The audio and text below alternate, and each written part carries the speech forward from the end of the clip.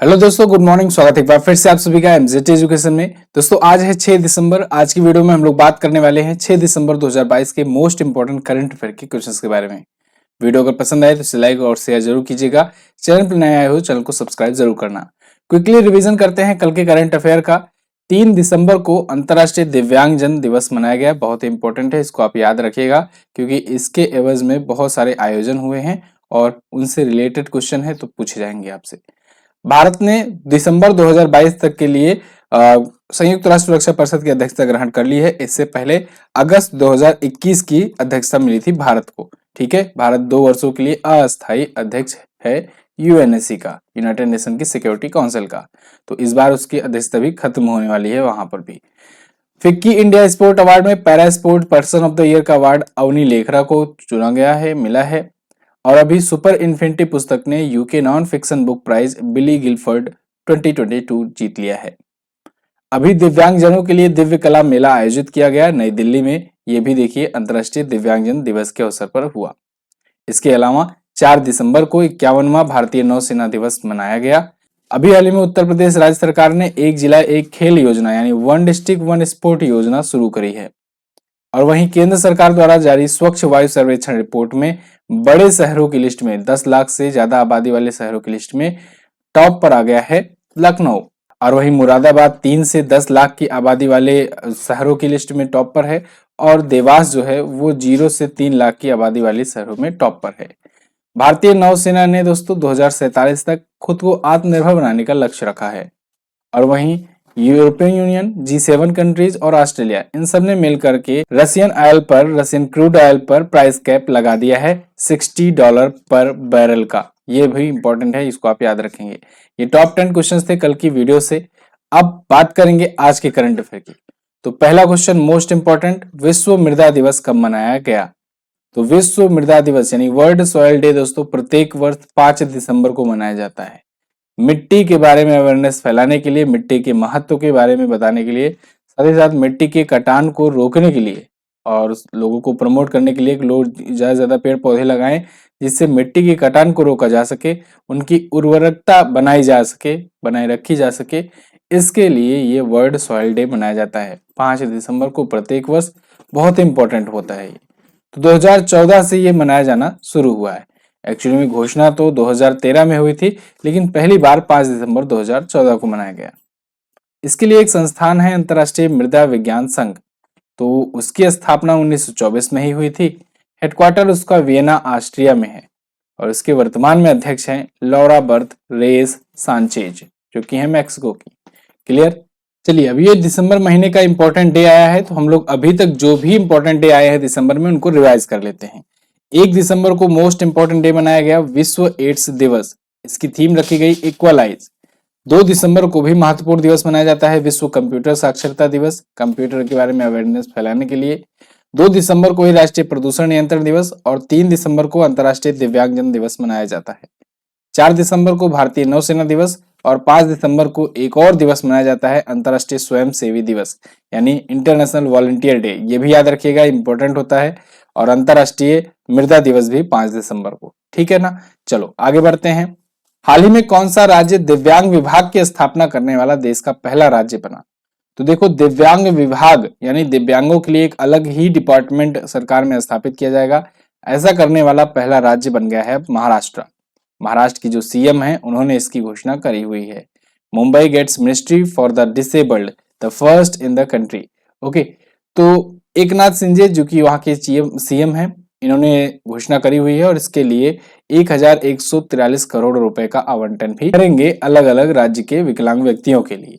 Okay, अच्छा, अंतर्राष्ट्रीय दिव्यांगजन दिवस के अवसर पर इन्होंने एक स्पीच में ये घोषणा करी हुई है। और मैंने आपको बताया ये इंपॉर्टेंट डे है, आप याद रखेंगे। जैसे कि मैंने अभी आपको शुरुआत में रिवीजन के टाइम पर बताया था कि दिल्ली में दिव्य कला मेला आयोजित किया गया इसी अवसर पर। ठीक है, इंडिया गेट पर, वो भी आप ध्यान रखेंगे। फिलहाल महाराष्ट्र के बारे में बात कर लेते हैं। महाराष्ट्र अगर आप इंडिया के मैप में देखोगे ना तो यहाँ पर है महाराष्ट्र। महाराष्ट्र अपना बॉर्डर गोवा से, कर्नाटक से, तेलंगाना, छत्तीसगढ़, मध्य प्रदेश और गुजरात से शेयर करता है। मुंबई इसकी कैपिटल है, साथ ही साथ नागपुर भी इसकी कैपिटल है। ठीक है ना? और यहाँ के सीएम है एकनाथ शिंदे शिवसेना पार्टी से। यहाँ के गवर्नर है भगत सिंह कोश्यारी।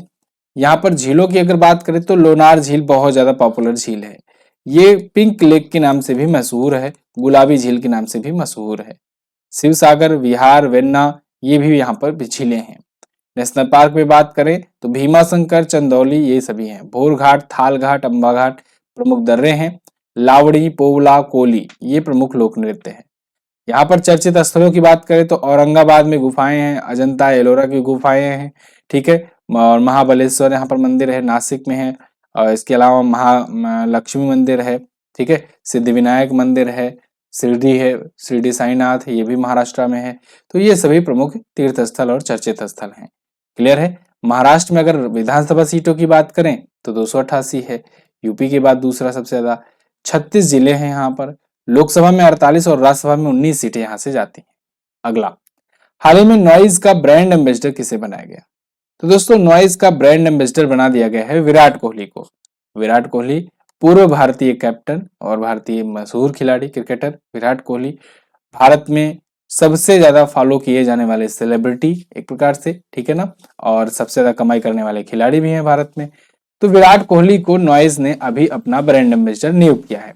नॉइज एक लाइफ स्टाइल टेक ब्रांड है, घड़ी वगैरह, स्मार्ट वॉच वगैरह बनाती है।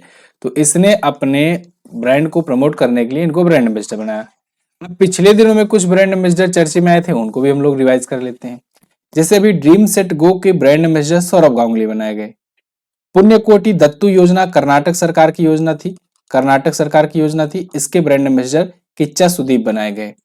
मैक्स लाइफ इंश्योरेंस के रोहित और उनकी पत्नी रितिका शर्मा को बनाया गया। गल्फ ऑयल लुब्रिकेंट का ब्रांड एम्बेसडर स्मृति मंधाना को बनाया गया, महिला क्रिकेटर हैं। T20 वर्ल्ड कप शुरू हो रहा है दोस्तों, शुरू हो ही गया है भारत में, ब्लाइंड का T20 वर्ल्ड कप, और इसके लिए युवराज सिंह को बनाया गया है ब्रांड एम्बेसडर।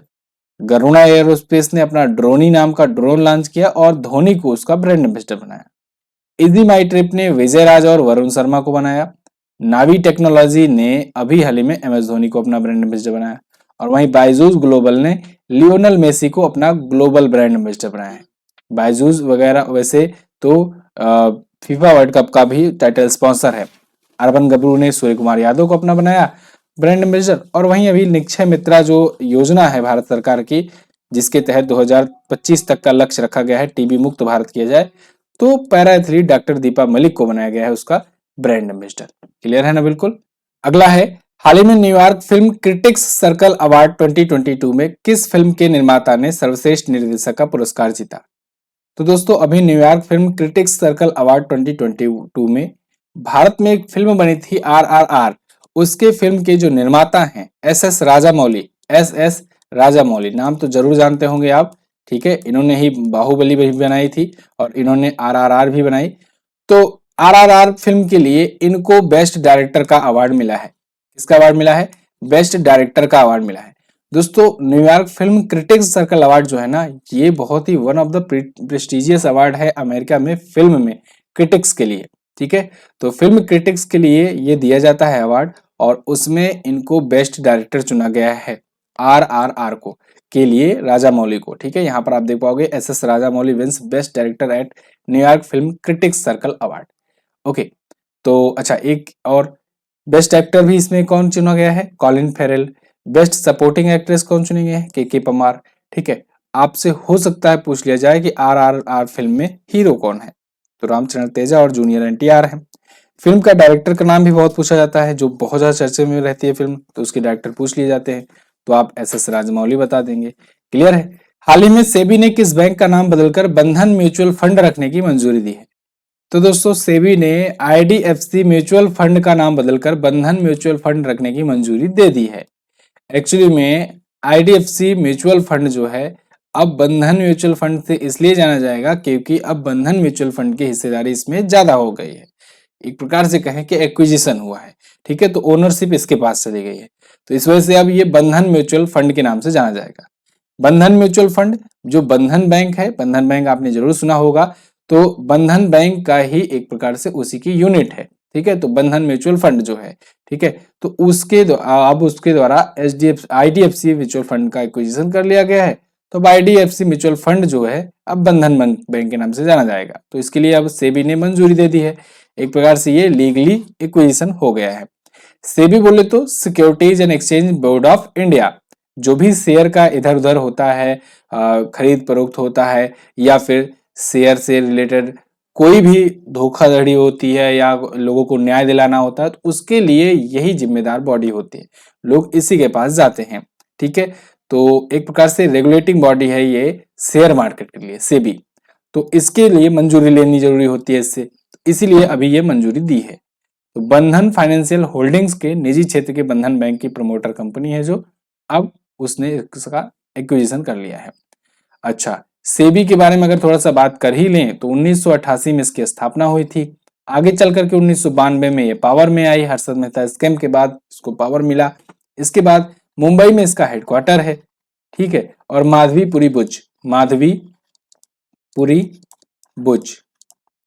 ये जो है ये वर्तमान में इसकी अध्यक्ष हैं। ठीक है, पहली महिला अध्यक्ष भी हैं। अगला, हाल ही में एशियाई जूनियर बैडमिंटन चैंपियनशिप में पदक जीतने वाली पहली भारतीय अंडर 17 शटलर कौन बनी? तो वो बन गए हैं दोस्तों उन्नति हुड्डा। नाम याद रखिए, आने वाले भविष्य में आप इनका नाम जरूर याद रखेंगे, बार बार आएगा। जैसे एक टाइम पर पीवी सिंधु जो थी वो आगे चल करके कितनी बड़ी स्टार बन गई हैं, अब ये आने वाला भविष्य है। उन्नति हुड्डा अंडर 17 शटलर ये पहली भारतीय बन गई हैं जिन्होंने जूनियर बैडमिंटन चैंपियनशिप में, एशियाई जूनियर बैडमिंटन चैंपियनशिप में कोई पदक जीता हो। इन्होंने सिल्वर मेडल जीता, फाइनल मैच हालांकि ये हार गई, लेकिन सिल्वर मेडल जीतना भी मामूली बात नहीं है, और ये जो है जीत चुकी हैं पहला भारत के लिए। ये थाईलैंड की सरुनरक विदित सन से हार गए हैं। ठीक है ना, ये उनका नाम है जो फाइनल जीती हैं, जो गोल्ड जीती हुई हैं। थाईलैंड के नोथमुरी में ये आयोजित भी हुआ था और उन्नति हुड्डा सिल्वर मेडल पाई हुई हैं।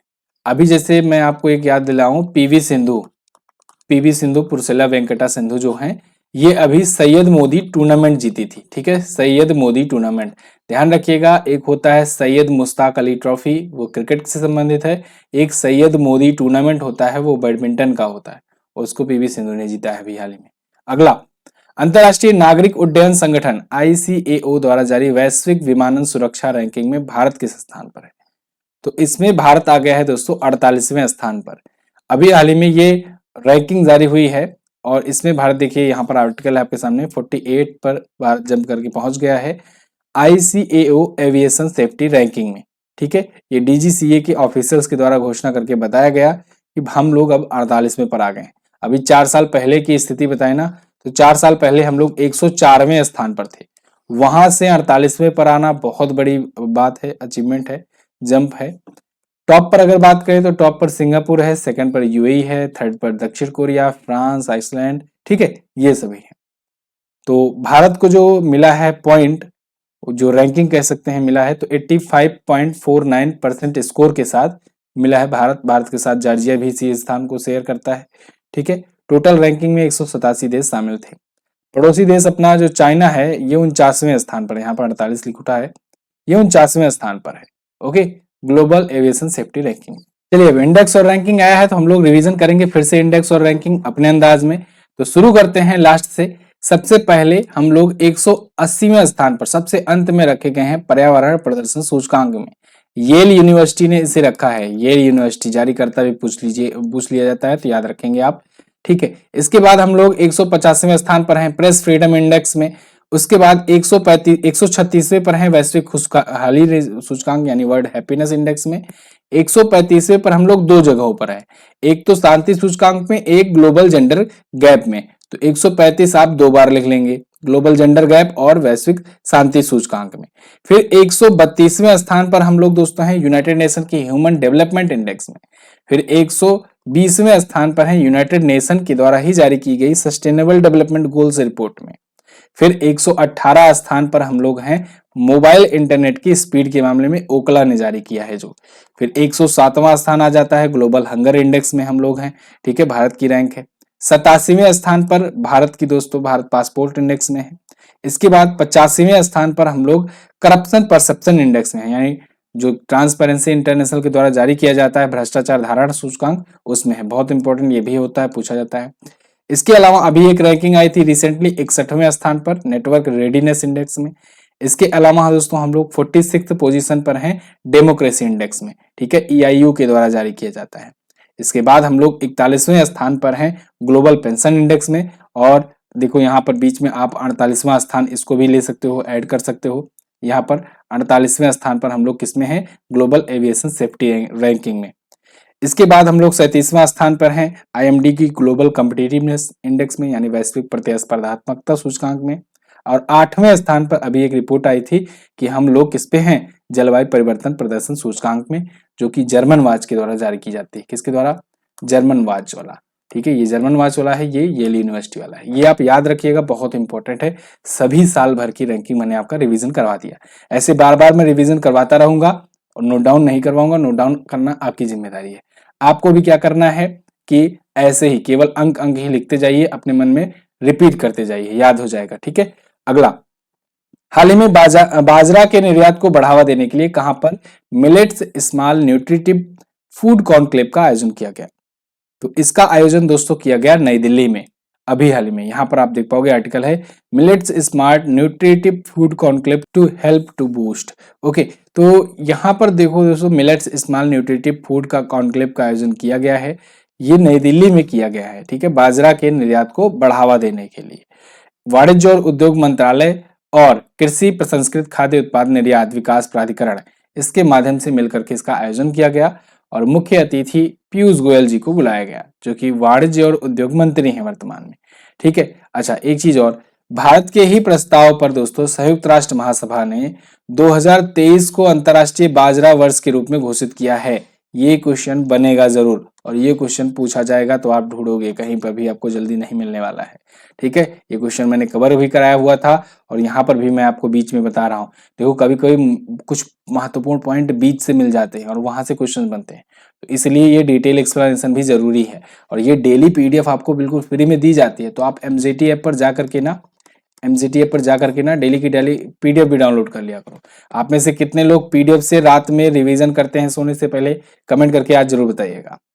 फिलहाल भारत की अगर पोजीशन की बात करें तो जितना भी ग्लोबली उत्पादन होता है, प्रोडक्शन होता है बाजरा का, उसमें से 41% जो है ना, वो भारत में होता है। भारत दुनिया में अग्रणी उत्पादकों में से एक है बाजरा का। और भारत के राज्यों में पूछा जाए तो भारत के राज्यों में राजस्थान, महाराष्ट्र, कर्नाटक, गुजरात, मध्य प्रदेश, ये भारत के टॉप 5 बाजरा उत्पादक राज्य हैं। क्लियर, अगला, अच्छा, एक चीज और, अपनी जो किताब आ गई है, इसके रिव्यू भी आने शुरू हो गए हैं। लोगों को काफी पसंद आ रही है और मुझे अच्छा भी लग रहा है। और आप लोग को, जितने लोग को जब जब मिलते जाए जैसे जैसे, प्लीज आप लोग से रिक्वेस्ट है, अमेजन पर जाकर के रेटिंग रिव्यू अपना जरूर दो, बताओ इस बुक के बारे में, जिससे और लोगों को पता चल सके। अभी बहुत लोग इंतजार कर रहे हैं। ठीक है, और हाँ, एक चीज और, कंटेंट में इतना दम है कि मैं दावा कर सकता हूँ, गारंटी कर सकता हूँ, अगर आपका आने वाले दिसंबर, जनवरी या फिर फरवरी तक में कोई एग्जाम है, तो आप सिर्फ और सिर्फ इस एक पुस्तक से, ब्रह्मास्त्र से तैयारी कर सकते हैं। इसके बाद आपको किसी भी और पुस्तक को पढ़ने की जरूरत नहीं पड़ेगी करंट अफेयर के लिए। इवन आपका बहुत सारा स्टैटिक का भी पॉइंट इसमें कवर करा दिया गया है। लगभग 90% स्टैटिक भी आपका यहाँ से तैयार हो जाएगा। पूरा आपको बस पढ़ते जाना है बस। ठीक है, और बहुत ही डिटेल कंटेंट, बहुत ही सहज और आसान लैंग्वेज में, जिससे आपको समझ में आ जाए। ठीक है, बिल्कुल जैसे खुद से कोई स्टूडेंट लिखता है उस लैंग्वेज में है। ठीक है, जिससे आसानी हो पढ़ने में। तो ये आप पुस्तक ले सकते हो अमेजन से, और अभी जाइए, अमेजन का लिंक डिस्क्रिप्शन में दिया गया है, या फिर आप अमेजन पर जाकर सिंपली एमजेटी बुक भी लिख देंगे ना, तब भी आ जाएगा। या फिर आप करंट अफेयर एमजेटी लिख दीजिएगा, एमजेटी डाल दीजिएगा टाइटल में, जिससे आपको बुक मिलने में आसानी हो जाए। ठीक, चलिए आगे बढ़ते हैं। राष्ट्रीय पिछड़ा वर्ग आयोग के नए अध्यक्ष कौन बनाए गए? तो दोस्तों, हंसराज अहिर को अभी हाल ही में राष्ट्रीय पिछड़ा वर्ग आयोग का नया अध्यक्ष बनाया गया है। यहाँ पर आप आर्टिकल देख पाओगे, Hansraj Ahir assumes charge as NCBC chairperson. ठीक है ना, एनसीबीसी मतलब क्या, national commission for backward classes. तो इसके नए ये बनाए गए हैं अध्यक्ष।